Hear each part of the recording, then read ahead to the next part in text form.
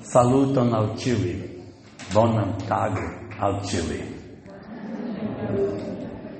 Não domino os idiomas de vocês, só o Esperanto, então vamos de português hoje, né? Antes de nós começarmos, relembrando as palavras da Gorete, queria deixar a minha gratidão ao nosso companheiro Divaldo Franco pelo trabalho realizado ao longo das décadas e que, de certa maneira, é o que permite que nós estejamos hoje aqui nesse nosso momento de celebração de aniversário dos 25 anos da nossa instituição, o Centro de Estudos Espíritas Allan Kardec de Winterthur. Quero agradecer o convite, não só pela possibilidade de estar aqui com todos, mas a chance de, estando aqui, poder ter participado de momentos muito singulares do encontro e do reencontro com tantos amigos queridos, ter tido a oportunidade de celebrar esses momentos mágicos como vivemos agora, e a nossa excelente palestra que o Alexander apresentou para nós nessa manhã, e que nos oferece uma leitura extraordinária sobre o crescimento da ciência no sentido da admissão dos processos relativos à sobrevivência da alma, o que é muito importante para que a gente consiga dilatar a nossa compreensão sobre aquilo que, de certa maneira, hoje a ciência oficial tem para nos apresentar sobre essa questão. Mas quando a gente se aproxima dessas questões e começa a tomar como verdade os valores daquilo que é possível coletar dentro da literatura espírita, existem algumas peças que, quando a gente começa a juntar, começa a nos oferecer alguns tipos de questionamentos. Por aquilo que a gente viu hoje pela manhã, nós tivemos a informação de que sim, nós somos um ser espiritual, sim, é verdade, o espírito existe, sim, é verdade, não somos apenas matéria, possuímos uma dimensão transcendente, o cérebro não é a sede efetiva do raciocínio, do ser e da personalidade. Mas quando a gente avança na literatura espírita, e aqui nós temos Das Buch der Geister, é isso?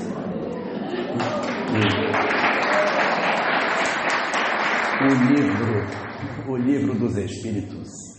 Nós encontramos ali na questão 86 uma colocação na qual diz que o mundo espiritual é o mundo primitivo e verdadeiro.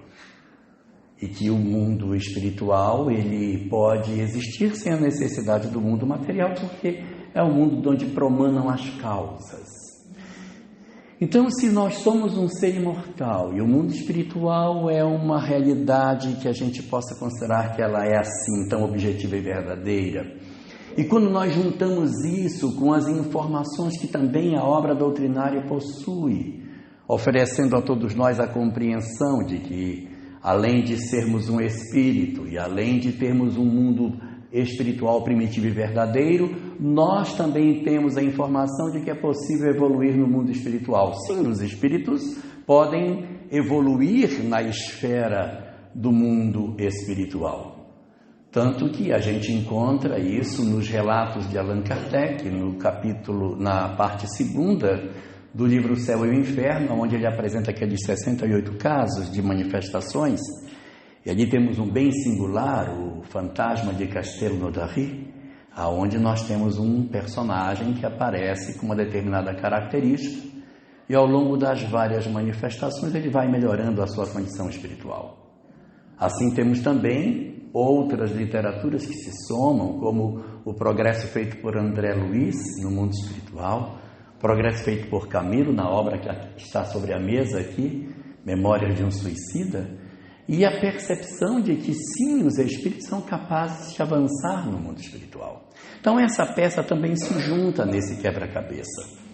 Então nós começamos a perceber que somos seres espirituais, é verdade, nós temos um mundo real e verdadeiro do lado de lá, os espíritos podem progredir no mundo espiritual e também no Livro dos Espíritos, questão 738A, Diz que o objeto da solicitude de Deus não são os homens, são os espíritos, porque é para os espíritos que Deus converge as suas atenções, porque esses seriam, de certa maneira, o real foco das suas preocupações.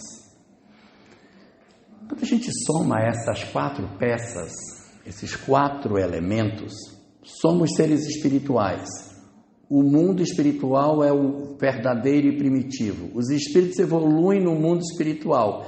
E além disso, o objeto de solicitude de Deus são os espíritos, surge uma questão que não quer calar. Ora, se tudo é assim, então por que encarna?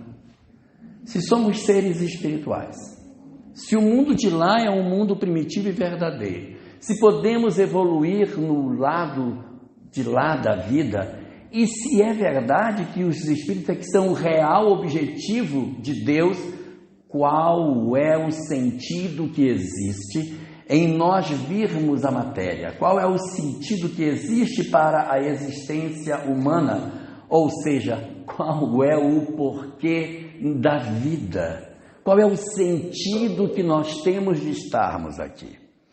E é exatamente para buscar as respostas dentro da obra doutrinária, para essa questão multimilenar que incomoda a criatura humana desde a época dos primeiros, dos mais antigos filósofos que nós podemos imaginar, nós encontramos nas páginas da doutrina espírita a instrumentação para nos ajudar a entender por que a gente vem, se tudo pode ser feito do lado de lá. A grande razão pela qual nós encarnamos na Terra, a grande razão pela qual o Espírito encarna entre os homens, é porque, embora a gente possa evoluir no mundo espiritual, a gente não tem certeza se mudou. Nós não conseguimos ter a certeza cabal de que verdadeiramente nós conseguimos empreender uma mudança quando nós estamos do outro lado da vida. De repente, uma pessoa teve na existência corporal um desafeto, um sócio com o qual teve uma empresa. Essa empresa ia muito bem quando o sócio resolveu passar a perna e levar todo o dinheiro. Ele levou todo o dinheiro, levou a mulher dele também e os filhos. Conseguiu um laudo falso e jogou o rapaz no manicômio. Então ele ficou sem a empresa, sem dinheiro, sem a mulher, sem os filhos e ainda enlouquecido no manicômio. E ele ainda visitava para ver como é que você está. E você está louco mesmo. E aí a pessoa desencarna, muito machucado pelo que aconteceu, aí de repente, com o tempo, vai percebendo que isso não fazia a felicidade dele, e esse espírito começa a ter a ideia de perdoar o companheiro. Ele perdoou. Mas será que esse perdão é assim tão profundo? Será que o fato de hoje eles conseguirem se encontrar no mundo espiritual e conseguirem se ver como se de repente aquela história fosse apenas um equívoco na caminhada deles e que o perdão já está estabelecido, prova que ele verdadeiramente mudou? Nós não temos essa certeza. Porque no mundo espiritual eu estou de frente para a imortalidade, eu estou de frente para a lei de causa e efeito, eu estou de frente para a realidade transcendente da vida. Então é muito fácil que a gente mascare aquilo que verdadeiramente vai no fundo do meu ser. E eu estabeleça como verdade aquilo que verdadeiramente não reside em mim. Como que eu posso saber se eu mudei? Só existe uma forma, não existe duas formas de saber se eu mudei. É consultando o que existe na profundeza do ser, sem permitir que nós conscientemente controlemos a nossa vontade. E isso a gente só consegue pela reencarnação. A gente não reencarna para reencarnar. A gente reencarna porque precisa esquecer. E é interessante que muitas pessoas dizem assim: mas eu não gostei dessa parte. que esquece. Eu queria ir, mas eu queria ir lembrando. Ora, se é para ir lembrando, fica. Qual é o sentido que teria vir se eu lembrasse de tudo? Não faz sentido. Então eu preciso passar por um processo de obscurecência das minhas lembranças para que faça sentido reencarnar. Como também não faz sentido a gente encarnar na Terra para viver uma existência de 50 mil anos, 200 mil. Porque se ficar 200 mil anos encarnado, são 200 mil anos lembrando. Você lembra que você me fez? Você me fez? Então a encarnação ela tem que ser um tempo curto, em que você tem uma janela curta na qual você encarna, passa uma determinada experiência corporal numa janela de tempo estreita, retorna ao mundo espiritual, avalia para uma nova encarnação com essa janela de compreensão sobre o mundo que aconteceu, sobre a história que aconteceu, que ela fique como se fosse entreaberta. E é muito interessante o termo que os espíritos utilizam para falar sobre esquecimento do passado. Pode observar que a literatura espírita, quando se refere a esse fenômeno, ela chama de véu do esquecimento. Por que chama véu do esquecimento? Porque não tem nenhuma obra espírita que diga assim, porque a parede do esquecimento. Não é uma parede de esquecimento, é um véu. Porque um véu é alguma coisa que te permite entrever por entre as nuances do véu. E é exatamente o que acontece. A gente, de certa maneira, esquece quem foi, mas não esquece o que foi. Se eu, de repente, fui um cigano ou uma cigana numa outra existência, parte dessas características comportamentais, emocionais, elas vazam para o presente, embora eu não saiba meu nome, eu não saiba exatamente o que aconteceu na grande maioria dos casos. A gente tem aquelas situações, Alexandra lembrou para nós de manhã, das memórias espontâneas de outras existências, mas, via de regra, esse não é um fenômeno mais comum. Então a gente tem lampejos, emoções, sentimentos que vazam do ontem para o hoje, e isso nos basta. Isso nos é suficiente, porque se a gente for trabalhar para querer abrir o passado, para tentar escavar o que aconteceu, nós corremos o risco de viver o passado no presente, como acontece no caso Joel, presente no livro Os Mensageiros, no capítulo 10, em que um personagem, ele investigou tanto o passado que da maneira como ele entrava no ontem, o ontem entrava nele. No final ele já não sabia mais qual era a existência que ele estava vivendo, se ele vivia essa ou a outra, em função dele ter, de maneira figurada, rasgado o véu do esquecimento e transitado entre as duas existências como se fossem uma só. Então a grande justificativa do porquê que a gente vive essa experiência da encarnação é exatamente para empreender uma nova caminhada através da qual um corpo que nos é oferecido abafa as memórias e dificulta o fenômeno da compreensão do espírito sobre o que ele de fato viveu, aquilo que ele de fato foi. E existe uma possibilidade de nós descobrirmos que dentro da construção desse grande fenômeno do esquecimento do passado, nós percebermos que há 3 razões pelas quais o esquecimento do passado nos é interessante. A primeira das razões pelas quais o esquecimento do passado nos é bom é para que nós esqueçamos o que foi que nós fizemos aos outros, para que a gente possa caminhar. Senão o processo de culpa, autoculpa, remorso pode provocar no indivíduo uma dificuldade grande de caminhar. Então, para que a gente possa sentar na mesa para tomar café da manhã e dizer, mamãe, passa a manteiga, me dá o pão, tá lindo o dia, né, mãe? Um beijo para você. Se de repente esse véu do esquecimento fosse levantado, talvez as relações não fossem assim, porque eu lembraria o que eu fiz. Então, a primeira das razões pelas quais nós não temos a oportunidade de lembrar de tudo é exatamente pelo fato de que nós precisamos ter a capacidade de esquecer aquilo que nós fizemos. Mas há uma segunda razão. A segunda razão é para que a gente esqueça também não só o que a gente fez, mas para que eu esqueça o que o outro fez para mim. Eu preciso esquecer. Porque nós temos histórias muito machucadas, nós temos muitas feridas. A história da humanidade é uma história escrita com tinta de sangue. Conquistadores, guerra, escravização, tortura, violência, despotismo, perversidades, arbitrariedades. É o que mais nós encontramos na história da humanidade. E não é possível que a gente tenha conseguido escapar de todas essas ocorrências que a história da humanidade nos ofereceu. Então nós, de alguma forma, temos alguma parte da nossa história espiritual vivida nesses dramas.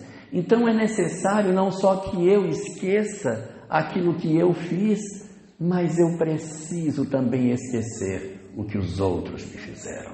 Preciso disso para que a gente possa conviver, para que a gente possa sentar na mesa e dizer: oi pai, tudo bem? Como é que você está? Então essas relações familiares com pais, com mães, elas estão muito relacionadas muitas vezes com histórias do ontem. As nossas famílias, elas são fundamentalmente marcadas pela presença de 3 tipos de laços de família. Ou são laços de afeto do ontem, ou são laços de desafeto, ou uma terceira hipótese é serem laços surgidos no presente, que pode acontecer também de nós termos alguém que se insere no nosso ambiente doméstico, que não seja obrigatoriamente um espírito que já conviveu conosco em outras existências. Então, eu esquecer o que fiz, eu esquecer o que os outros me fizeram, é muito saudável para que as famílias, para que as nossas novas histórias de vida consigam ter mais sucesso. Mas são 3 as razões. A primeira delas é eu esquecer o que eu fiz. A segunda é esquecer o que os outros me fizeram. E a terceira é para que os outros esqueçam o que eu fiz a eles. Porque é muito doloroso a gente guardar as ideias daquilo que fizemos e os olhares de condenação que nos circundam. Imaginemos, por exemplo, os senhores da guerra, os homens cujos nomes estão escritos nas páginas da história e que sobre seus ombros repousam a desencarnação de milhares ou até milhões de pessoas. A quantidade de inimigos espirituais e encarnados, o quanto de ódio não pode circundar em torno dessas criaturas.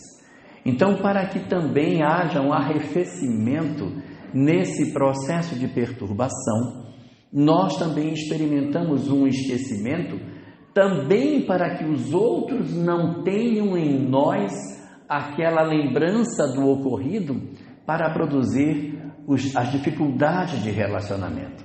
Então a gente reencarna exatamente para refazer um novo começo, para fazer uma nova história, para que a gente consiga reescrever de maneira correta aquilo que fizemos de maneira equivocada. Por que isso é tão importante fazer? Por que o espírito precisa tanto dessa caminhada, dessa busca, dessa tentativa de se melhorar incessantemente? Existe uma coisa que é muito curiosa dentro da leitura daquilo que a doutrina espírita nos oferece. Todos nós sabemos que o destino de todas as almas é a felicidade. Nós todos sabemos. Questão 115, 121, 133, 634 e questão 1006 dizem que o espírito é criado simples e ignorante e que vai evoluir e que o destino de todos nós será a felicidade. Só que evolução espiritual não é uma esteira de aeroporto, que a gente entra de um lado, fica quietinho e vai evoluindo sem se mexer. Não vai. Evolução não é esteira, evolução precisa de esforço Você tem, é uma rampa que você sobe e que ela sobe com esforço pessoal. Então não existe aquela possibilidade que não, Deus vai se cansar de me vir aqui e vai passar para frente. Não vai ter uma paciência enorme. Quem tem que ter pressa somos nós. Então o mecanismo da evolução indubitavelmente vai nos conduzir à felicidade. Isso é fato. Mas tem que ter a chave para abrir a porta. A porta da felicidade, ela só abre se a gente tiver amor.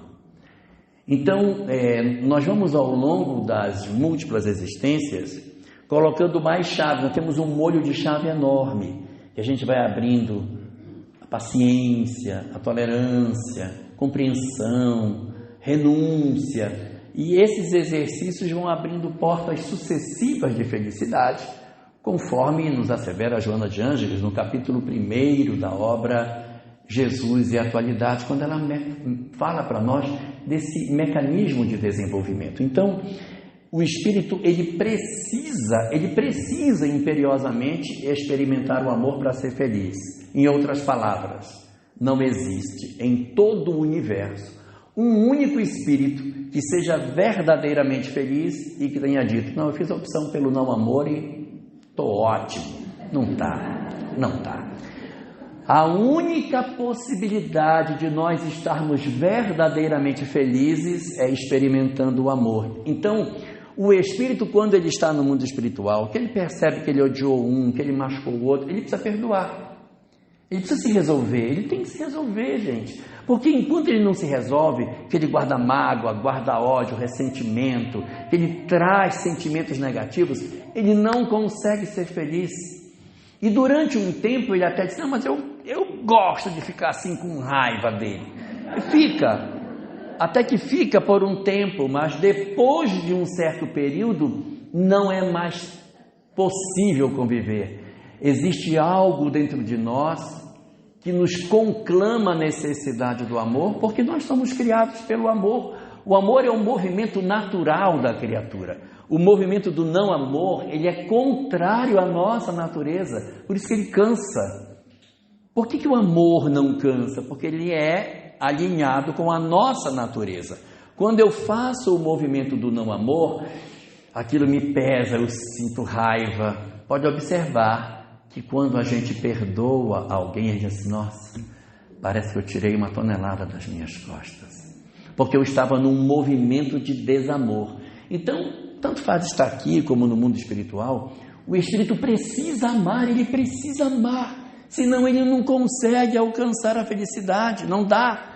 Então ele diz: eu não dou conta, eu preciso me reconciliar. Então, quando ele se reconcilia lá no mundo espiritual, que ele procura a pessoa a quem ele machucou, que ele restaura uma relação rompida, quando você consegue de alguma forma reorganizar as suas emoções, é muito bom.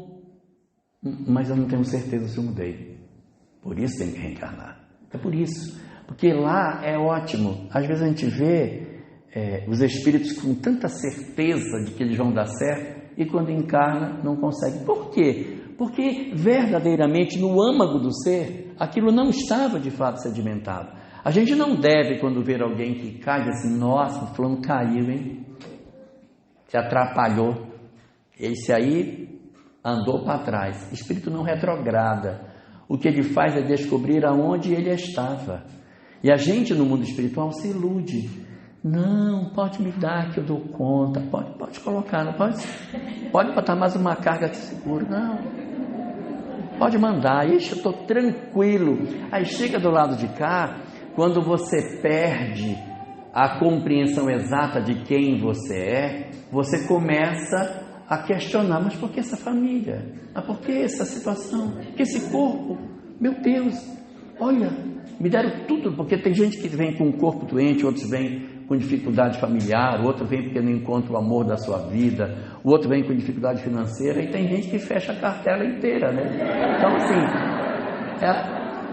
aí a pessoa começa: mas por quê? Por quê? Por quê? Então existem justificativas para que essas coisas aconteçam, exatamente porque o espírito reencarna em busca de uma situação. Nós reencarnamos para amar, gente. O objetivo da encarnação é amar. A gente, às vezes, cria umas hipóteses de planejamento reencarnatório, como se a parte externa do planejamento fosse a real razão da reencarnação, mas ela não é. O real objetivo da reencarnação é o amor. Eu vou dar um exemplo. Imagine uma pessoa que reencarnou para ser médico. Encarnou para ser médico.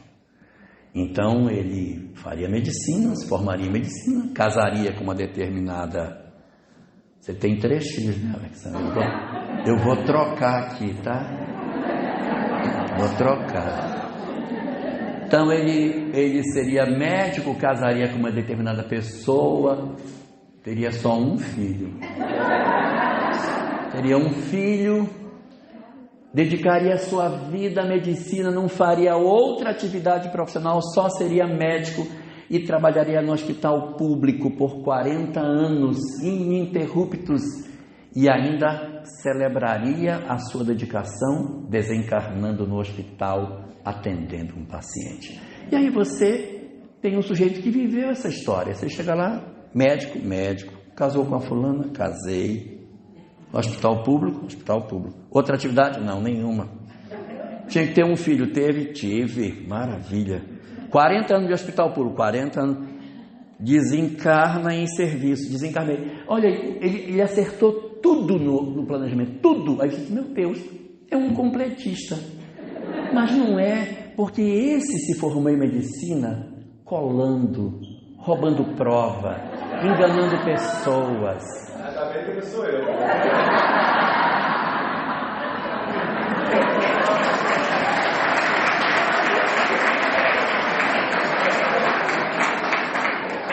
Por isso que eu fiz questão de mudar o número do filho. Então ele casou com a mulher que era prevista, mas eles se odeiam, eles não trocam palavra, eles se odeiam, eles só não se separam por conta do patrimônio que eles não querem dividir. Eles têm um filho só, o filho é de mal com o pai, eles não se visitam, eles não se veem, eles têm anos que eles não se encontram. E ele trabalha no hospital público porque ele é muito estúpido, ninguém nunca quis que ele trabalhasse em outro local. Ele não conseguiu emprego em nenhum lugar porque ali não teve jeito, que ele passou no concurso público, ele teve que ficar. Então ele trabalha ali, os pacientes fogem dele desesperadamente porque ele é muito estúpido, ele é muito ignorante. E ele não se aposentou para não reduzir o salário. Ele está há 40 anos e tem ódio de trabalhar. E um dia ele estava trabalhando e ele foi atender um paciente, ele teve um ataque de ódio, ele teve um surto, teve um AVC, caiu na mesa e morreu. Então assim, o planejamento não pode ser lido pelas questões externas, porque se eu for ler, essa pessoa cumpriu todo o planejamento, mas na verdade ela não cumpriu nada. Porque o que a gente tem para fazer na essência que está por trás do planejamento é amor. Então é assim, dedicar-se à medicina por amor, casar com fulana por amor, viver por amor, ter um filho com amor, a profissão com amor. Esse é o foco, porque não é o lado de fora, não são as coisas externas que garantem que nós tenhamos efetivamente cumprido um planejamento espiritual. Os planejamentos, eles estão exatamente calçados para serem um instrumento de elevação da criatura humana e não para serem uma programação externa que a gente entrega para as pessoas sem enxergar o que se passa dentro. Se o objetivo da minha encarnação era com que eu promovesse uma mudança interior do meu ser, para que eu transformasse as minhas disposições mais íntimas, que sentido existe em de repente a gente trabalhar as questões divorciadas do amor? Não tem como. Então, esse é o nosso grande foco. E para isso é que converge o trabalho da espiritualidade na possibilidade de nos entregar a chance do renascimento entre os homens, para que a gente consiga trabalhar e retornar ao mundo físico para executar uma tarefa. Planejamento reencarnatório não é um trilho onde você tem que andar por cima do trilho, é uma trilha. Você tem as linhas básicas para você seguir e de repente a gente sai, mas a gente volta, a gente tem liberdade. Planejamento reencarnatório não é o destino, é o melhor caminho. Então, quando a espiritualidade nos aponta um planejamento, ela não está dizendo que é isso que vai acontecer. Ela está dizendo que é a melhor opção que a gente tem para realizar na Terra e que somos capazes de realizar. Só que, evidentemente, nem todo mundo tem a mesma capacidade de realização, nem tem os mesmos dons espirituais para o aproveitamento da existência na Terra.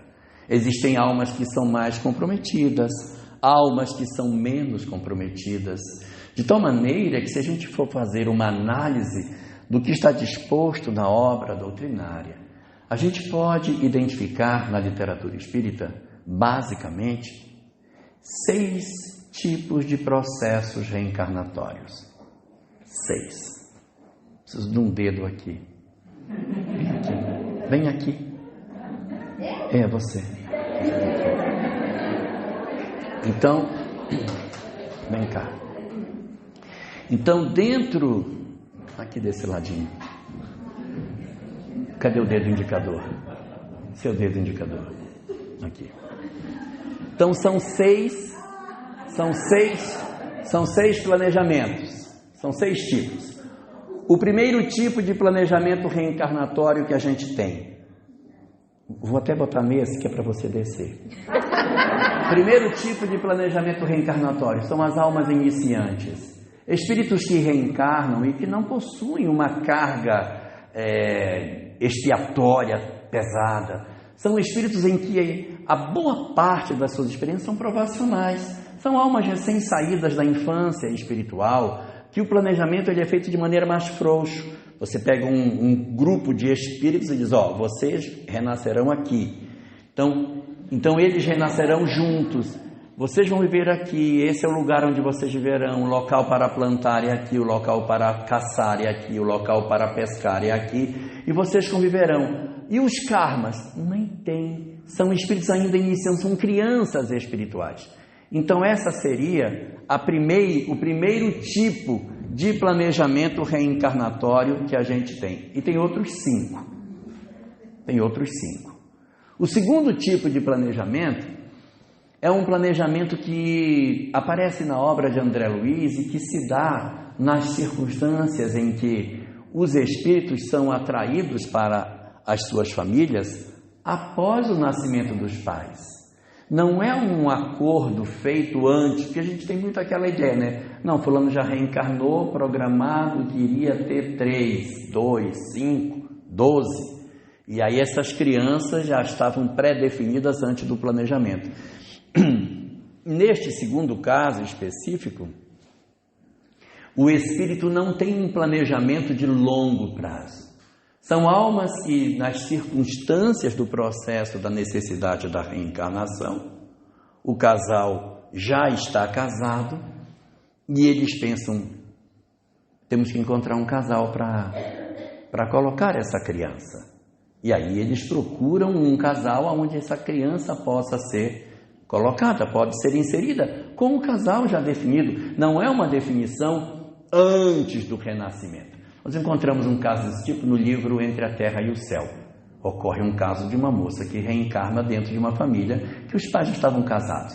E no livro Memórias de um Suicida também acontece 2 ocorrências dessas, em que eles trazem um casal da ilha de São Martim e também uma moça do Nordeste brasileiro para apresentar aos 3, o casal e a moça, entidades que seriam ex-suicidas que precisariam reencarnar e fazem um trabalho de convencimento para que eles admitam aquelas crianças que certamente terão algumas sequelas na condição de filhos. Então, são circunstâncias nas quais o espírito vem dentro dessa condição, ou seja, o nascimento já é definido depois do renascimento posto.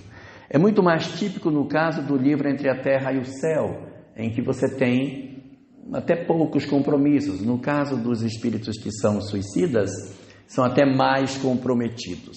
Mas esses são bem típicos de almas ainda com uma certa condição ainda iniciante da evolução, que você vai colocando em alguns grupos familiares. Aí você tem um terceiro tipo de planejamento, que são as almas comprometidas. Esses são bem difíceis. São espíritos que trazem grande carga de problema, grande dificuldade em função dos equívocos que cometeram, trazem um passivo muito grande. Então eles têm muita coisa para resolver. Os laços familiares são complicados, deverão ter famílias com desajustes, porque inimigos do passado têm a chance de reencarnar dentro do lar.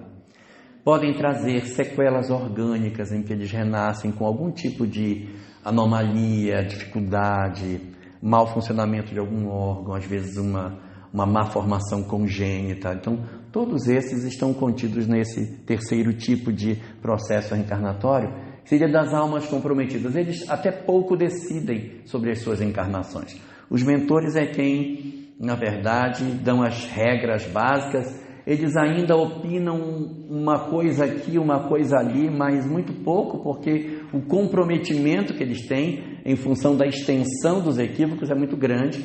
Então são espíritos que renascem dentro de um mecanismo da lei de causa e efeito que muitas vezes trazem dramas muito dolorosos para nós. Então esses seriam, de certa forma, os casos contidos nesse terceiro tipo. No primeiro tipo, as almas iniciantes, crianças espirituais. No segundo tipo, a gente tem essas almas mais singelas, que não têm graves compromissos. Depois nós temos esses das almas bem comprometidas. E daí a gente tem um quarto tipo de processo reencarnatório, que aparece muito na obra de André Luiz, principalmente no Nosso Lar, ela é bem citada. E depois a gente vai encontrar isso de maneira bastante efetiva no livro Memórias de um Suicida de Dona Ivone do Amaral Pereira. São as reencarnações compulsórias. As reencarnações compulsórias, elas diferem das reencarnações das almas comprometidas. Porque nas reencarnações das almas comprometidas ainda existe um diálogo, ainda se conversa com o reencarnante. Às vezes ele até diz, mas eu não queria ir para um local assim diferente, estou cansado da Europa. Me dá o Brasil. E aí o espírito fica pensando, Brasil, carnaval, praia. E aí o mentor diz, ok, Brasil. Chega a dar um alívio, Você vai para Porto Velho. Aí, você vai lá para Porto Velho, longe da praia, um calor, no meio da Amazônia. Aí vai morar na minha cidade. Então, no espírito que tem o comprometimento grande, terceiro tipo que a gente estava falando, ainda existe um certo diálogo, uma certa negociação. No quarto tipo das reencarnações compulsórias, Gorete, não há diálogo, não há negociação. O espírito que reencarna, ele está numa condição tal em que ele não tem condição de decidir. Aí alguém vai dizer, mas o cara não tem que decidir para vir, como é que vem sem decidir? Cadê o livre-arbítrio? Não tem que ter livre-arbítrio para vir? Tem. O livre-arbítrio ficou lá atrás, quando ele errou tanto que perdeu até a concessão de escolher. Quem é que vem nessa condição de espírito na condição compulsória? São aqueles que virão num processo tão doloroso que muito certamente trarão graves sequelas físicas e mentais que ele não tem como decidir. Ele diz, para que você tenha uma reencarnação compulsória, alguém tem que avalizar a reencarnação. Então a pessoa diz assim, eu quero levar ele comigo. Então alguém reencarna e traz um compulsoriamente com ele. Reencarnações compulsórias, por exemplo, Dona Ivone do Amaral Pereira conta muito sobre isso na obra, dizendo assim, o espírito, quando ele se suicida, ele vai passar por um período de reequilíbrio Lá na frente ele retoma a história e será um espírito feliz como qualquer outro. Isso é normal, ou seja, o suicídio não retira dele o acesso à felicidade, mas ele retarda a marcha de progresso dele, porque ele precisa reconstruir a capacidade dele de enfrentar os desafios que a vida tem. E uma das coisas que inevitavelmente aguarda o suicida é ele se defrontar novamente com a mesma experiência que deu causa ao suicídio. Por exemplo, eu me suicidei porque eu fali. Eu tinha uma empresa, a empresa deu errado, fui para a lona, não tinha dinheiro, eu me matei. Foi essa a causa? Então, nós vamos aparelhar esse espírito e lá na frente ele vai se defrontar com essa causa novamente. Ele precisa provar para ele que, passando pela dificuldade financeira, ele atravessa isso de maneira satisfatória. Não foi dificuldade financeira, o meu problema foi questão afetiva. O grande amor da minha vida me abandonou, não suportei e me suicidei. Então, volta essa história a se repetir, ou seja, Julieta vai ter uma nova experiência afetiva para resolver essa questão lá com Romeu. Então, você tem uma história que você precisa reconstruir. Aonde houve a fratura, reconstrói. Só que há uma coisa interessante que a obra Memória de um Suicida nos conta, que na janela de tempo de reorganização do espírito, um fenômeno que não acontece com todos, mas que acontece com uma boa parte, é a chamada reencarnação imediata. O que é isso? Ele desencarnou pelo suicídio, está numa situação difícil. Poderíamos esperar mais tempo para que ele reencarnasse daqui a alguns anos, décadas, sei lá. Mas os espíritos fazem o seguinte: manda ele como ele está.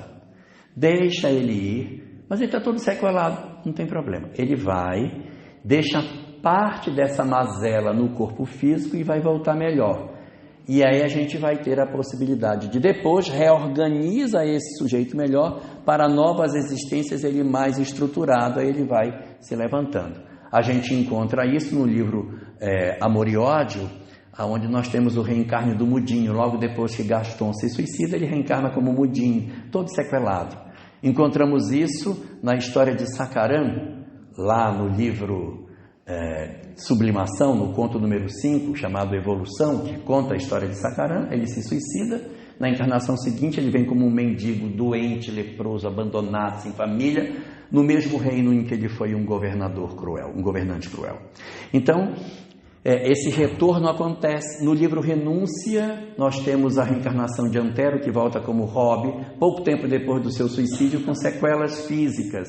Então, essas sequelas das reencarnações imediatas, elas são um instrumento da lei. E quando elas acontecem, alguém intercede e diz: não, pode mandar que eu cuido. Então, é um quarto formato de planejamento reencarnatório, em que essas experiências, elas oportunizam que espíritos profundamente problemáticos tenham a chance do renascimento. E alguém que vai ser o avalista recebe uma cota de proteção espiritual, de atenção do mundo dos espíritos, exatamente pela possibilidade de que essa reorganização ofertada pela reencarnação dê a esse espírito o início de recomeço. Nessa encarnação talvez ele faça pouco progresso, mas aquele que vai ser o seu tutor vai ter uma grande chance de realizar uma transformação efetiva. Esse seria o quarto tipo. Aí temos um quinto tipo. São as almas em processo de reeducação. Não são espíritos sublimados, são almas cheias de mazelas. Trazem graves equívocos do passado, se comprometeram. Mas esses não eram as almas comprometidas? Mas existe uma diferença. As almas comprometidas, elas tropeçaram, mas elas ainda não estão tão dispostas a mudar. Esse quinto grupo, eles têm uma característica diferente. Eles dizem: eu errei, mas eu posso oferecer algo de mim para compensar os erros que eu pratiquei. Esses espíritos que vêm nesta condição, André Luiz trata na sua obra chamando esses companheiros como sendo aqueles que possuem encarnações de interesse coletivo. as encarnações deles não são de interesse individual. Uma encarnação de interesse individual é aquela na qual eu vivo e a minha história de vida só serve para mim mesmo e para alguns pouquinhos que vivem ao meu derredor. Essa é uma encarnação de interesse individual. Uma encarnação de interesse coletivo é aquela encarnação na qual eu reencarno, eu tenho débitos, mas eu posso prestar um excelente serviço para a comunidade. Então eu tenho de um lado sombra e de um outro lado luz. E essa dualidade sombra e luz faz com que a gente perceba essa característica extraordinária do Criador, que é Ele ser justo e bom a um só tempo. A gente vê que tem dificuldade de enxergar, Deus é justo, Deus é bom, como é que é? A reencarnação é o melhor instrumento para provar que Deus é justo e bom. Porque quando a gente pensa que a reencarnação é justiça, a gente enxerga a misericórdia. Quando a gente pensa que ela é só misericórdia, a gente vê a justiça trançada com a misericórdia, como se fosse as duas hélices do DNA ali, trançadas uma com a outra, a justiça e a misericórdia correndo dentro de nós, que é essa estrutura que compõe o mecanismo da lei de causa e efeito. Então, esse quinto tipo de processo reencarnatório, são os chamados espíritos que estão em processo de reeducação, eles poderiam vir bem pior do que eles estão. Poderiam vir com uma sequela física. Alguém poderia dizer assim, mas como se comprometeu demais. Era uma pessoa que falou muito, conspirou muito, criou muita intriga, usou da sua habilidade para seduzir pessoas, para corromper pessoas, usou da sua fala para arrastar multidões para o erro. Tinha que nascer com uma sequela grave na fala. Não, mas pode ser útil, de repente, fazendo palestra, né? Sendo professor, né? Atuando como intérprete. Então você tem formas de compensar os equívocos que você cometeu. E aí a gente encontra no livro Pensamento de Emmanuel, que é uma obra excelente de Martins Peralva, um capítulo chamado Predisposições Mórbidas, na qual ele apresenta para nós essa capacidade desse tipo de processo reencarnatório, no qual o perispírito está doente, o perispírito está com dificuldade, mas o serviço que eu vou prestar faz com que os espíritos, de certa maneira, inibam o bombardeamento do perispírito no corpo, de tal forma que ele não chega a provocar as mutações, as deformidades, as alterações dentro das estruturas orgânicas, e o indivíduo nasce até saudável. Aí você diz, mas como é que pode? O perispírito era cheio de defeito e o corpo nasceu saudável. Tem uma história para ele cumprir. Então ele tem a matriz doente e o corpo, o envoltório saudável, em função do quê? Da misericórdia. Se fosse reencarnar só pela lei de justiça, ele reencarnaria todo doente. Como eu enxergo uma possibilidade de serviço dessa pessoa lá em Luxemburgo,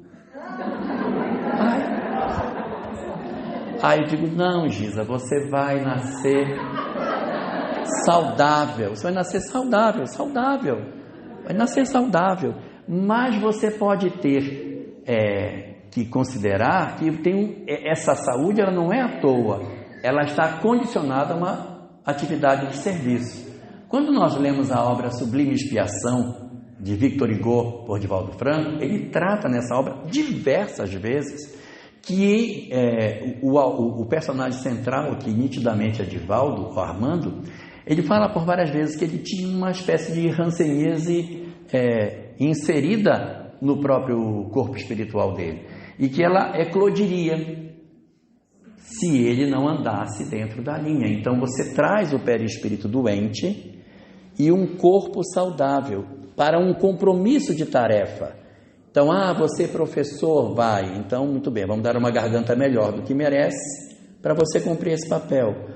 Então você recebe um corpo mais saudável do que a lei de justiça nos entregaria, por conta da lei de misericórdia. E aí é a condição em que nós todos aqui estamos, tá? Nós somos todos inclusos aí desse quinto quadro, que são aqueles que já temos uma percepção de um ideal melhor de vida.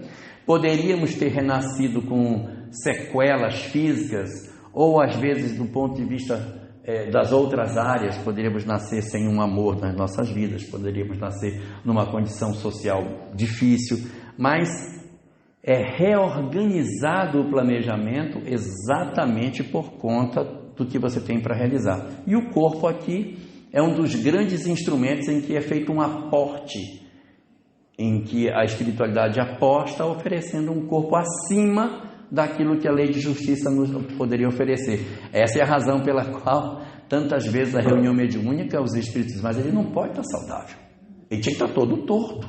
Por que ele veio saudável? Ele não podia. Por que eles dizem isso? Porque pela lógica do que foi feito, eu não estou olhando a minha ficha de serviço, mas pela lógica que ele fez, ele não poderia ter nascido saudável, mas é porque tem uma ficha de serviço associada. Essa é a parte boa. A parte ruim é a seguinte, é que se a gente abandonar eu não estou ameaçando ninguém. Não estou ameaçando ninguém. Mas quando a gente abandona o compromisso no bem, não é o compromisso, é porque ninguém, isso é uma tarefa na casa espírita. Não, isso pode ser na minha atividade profissional, pode ser na questão do meu lar, não é tarefa espírita. A única porta para trabalhar o bem não é somente a casa espírita. Então, quando eu me mantenho fixado no bem, quando eu continuo mantendo o amor, quando eu vivo o amor em mim, eu altero as disposições íntimas do perispírito. Então, eu me curo de dentro para fora. Aí, aquele nozinho que existia, Giza, não vai ter mais. A doença, ela acaba se dissolvendo na matriz e o corpo não adoece. E a gente sai da encarnação dizendo, olha, eu cumpri o papel e estou voltando bem mais organizado emocionalmente do que eu vim. Progresso. Mas se eu abandono isso e volto a pensar como eu pensava antes, se eu abro o porão psicológico que eu tenho e vou para conviver com os monstros que existem no meu inconsciente e deixo que todos os dragões venham para fora na minha vida, eu evidentemente não fiz a asepsia que eu deveria fazer. Então aquele perispírito que estava de certa maneira isolado para não perturbar, ele vai perder o isolamento por conta do bombardeamento sucessivo e o corpo vai começar a apresentar as mazelas que ele poderia ter tido no começo, ou seja, a gente traz predisposições mórbidas, são predisposições para doenças que podem acontecer ou não. E o sexto tipo de processo reencarnatório são dos servos fiéis, os verdadeiros servidores do Cristo. Esses é que decidem como querem viver, onde vão viver. Os mentores simplesmente executam os seus planos. São almas sublimadas que, quando decidem vir à Terra, há uma comoção geral pela encarnação de um missionário que vem para trazer uma tarefa maravilhosa. Nem sempre escolhem um corpo saudável, nem sempre escolhem uma condição financeira extraordinária. Às vezes escolhem uma vida modesta, uma vida tranquila. E dentro dessa perspectiva, a gente vai perceber que a gente às vezes sonha tanto ter dinheiro, ter riqueza, ter isso, ter aquilo. E quando as entidades evoluem, elas perdem o interesse por isso. Não tem mais tanto valor aquilo que a gente durante tantos séculos, tantos milênios perseguiu, descobre que não tinha valor nenhum. A gente já teve tanta encarnação, já teve tanto dinheiro, já sentou em trono, teve ouro, teve moeda, e não temos nenhuma, não ficou nenhuma. Só ficou a história dos mauzeiros, tudo que a gente fez. Só ficou isso. E a gente fica doido correndo atrás de coisas que não vai levar, gente. A gente não vai levar. Então, o grande mecanismo do processo de retorno do espírito à vida corporal oferece a nós essa compreensão do entendimento do porquê da vida. É a chance do espírito retornar à condição corporal, não porque ele veio aqui com passaporte para fazer uma colônia de férias. Ele veio com carteira de trabalho. A gente, quando encarna, vem com carteira de trabalho. Todo mundo veio a serviço. Nós viemos a serviço. Nós viemos para cumprir uma tarefa, seja no lar, seja na vida profissional, seja na atividade doutrinária, independente da religião que seja, nos 3 campos conjuntamente, saber equilibrar essas atividades. E são os desafios que a gente tem para viver. Então, a grande tarefa é exatamente essa. O propósito da vida é que a gente veio aqui para buscar amor. Por que a gente reencarna? Por que ficar lá? Eu não tenho a certeza que eu amo ou não. Eu não tenho certeza se eu amo. Eu só tenho certeza quando eu sofrer a anestesia do processo reencarnatório, quando silenciar as minhas compreensões, eu abrir os olhos do mundo físico e eu vou provar o que reside dentro do meu inconsciente. Porque eu vou viver do lado de cá com aquilo que no meu inconsciente a gente possui. Só que saber isso não é suficiente.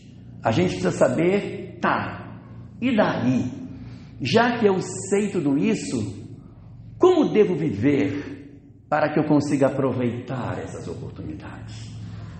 Aonde estão os instrumentos que poderão me fazer aproveitar efetivamente a existência? Porque eu posso vir com todas as possibilidades e não saber qual é a cartela que eu vou usar para eu poder me direcionar na vida. Eu tenho que saber que cartilha eu vou ler para dizer, olha, você recebeu uma família, a regra vai ser por aqui. Você tem uma atividade profissional, a regra é por aqui. As regras de conduta que a gente precisa viver para que a gente consiga aproveitar. Não basta, como colocou o Alexander, apenas saber que somos espíritos.